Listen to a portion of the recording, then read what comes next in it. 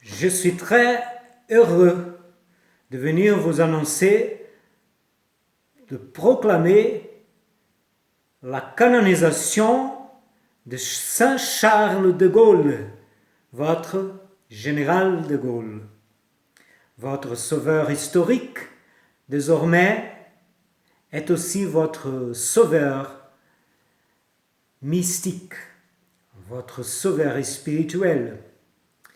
Donc le destin de la France a été lié à son histoire militaire, à son histoire de Français amoureux de son pays.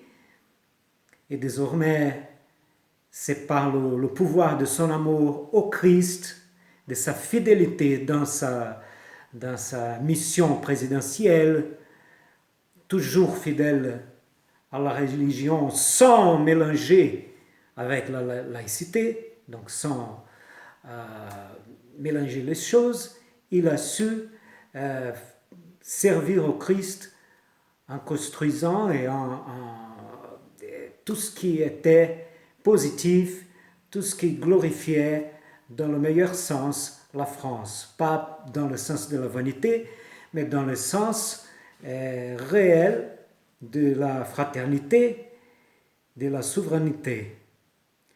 Donc, je ne sais pas, je ne suis pas au courant si Saint Charles de Gaulle a accompli des miracles, je suis certain, mais on n'entend pas parler.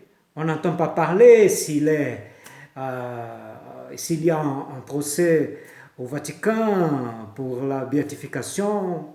Je n'ai jamais entendu parler. Et pourtant, c'est surprenant parce que c'est évident, en lisant les pages de sa vie, c'est très clair qu'il s'agit d'un saint. Donc, comme ça, je le déclare, saint patron de la France, et je profite de cette occasion, aujourd'hui, le 25 avril, qui est la naissance de Saint Louis, d'ailleurs.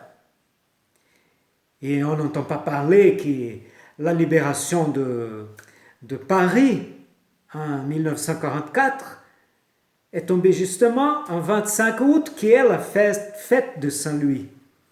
Et on n'entend pas parler que c'était un miracle de Saint Louis. Mais maintenant, je vais dire, je demande un miracle à Saint Charles de Gaulle tout de suite. Pour que l'homme va dire, ah mais il n'a pas fait de miracle. Bon, il va faire. Je demande devant vos yeux à Saint Charles de Gaulle, formellement, en tant que roi de la terre, qu'il nous obtienne le grand miracle avant la fin de cette année 2024. Le grand miracle qui c'est la chute d'Emmanuel Macron. Voilà ce que je demande. Donc, la chute totale, complète, irréversible d'Emmanuel Macron. Qu'il ne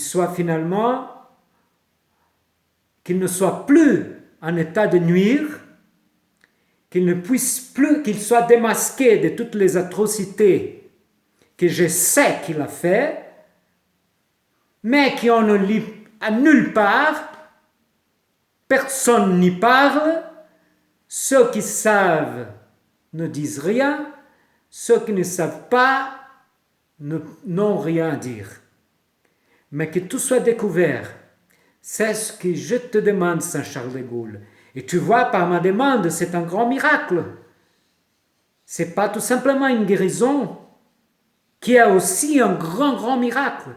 Mais c'est le salut du monde qui est en question.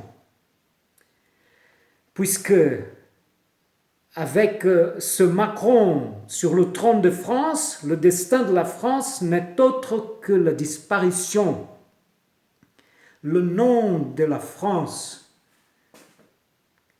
est voué à la disparition, à être effacé de l'histoire, à rendre ce pays ignoble d'une telle façon que tout le passé doit être oublié. Donc on ne peut pas laisser ça Mais la grande mégalomanie d'Emmanuel Macron, à mon avis, s'agit justement de déclencher par la destruction de la France, la destruction du monde.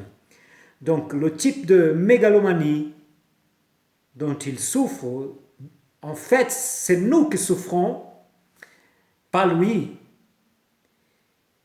Il trouve son plaisir là où on souffre, c'est de détruire le monde. Donc c'est un type de mégalomanie eschatologique, celle qu'il incarne. Détruire le monde à travers la détruction de la France. Donc, je demande ça à notre grand saint Charles de Gaulle. Et qu'avant la fin de l'année, Dieu nous ait délivrés de ce monstre Macron et que la France puisse reprendre ses chemins,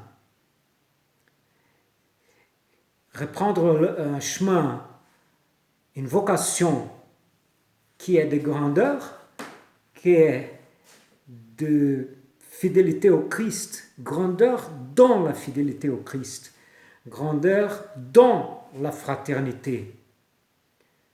Mais un pays où il y a les règles nécessaires pour que la société puisse bien fonctionner, pour que la société puisse se révéler un lieu de vie et non pas un lieu de mort, un lieu de bonnes attitudes et non pas un lieu de n'importe quelle attitude. Donc, c'est ça. Je vous souhaite tous. J'établirai la date de sa mort, je ne sais pas par cœur, mais bon, vous le savez, la mort du général de Gaulle sera sa fête en tant que saint patron de la France. D'accord? Et il va prier pour vous et pour chacun de nous, en fait, avec tous les grands saints de France. Au début, Saint Louis pour commencer, et puis tous les autres extraordinaires, Sainte Petite Thérèse de Lisieux, Sainte Clotilde, Sainte Geneviève, et notre Clovis, quand même, c'est lui qui a tout commencé, donc voilà, on peut voir une renaissance pour la France, rien à voir avec le parti de Macron, bien au contraire.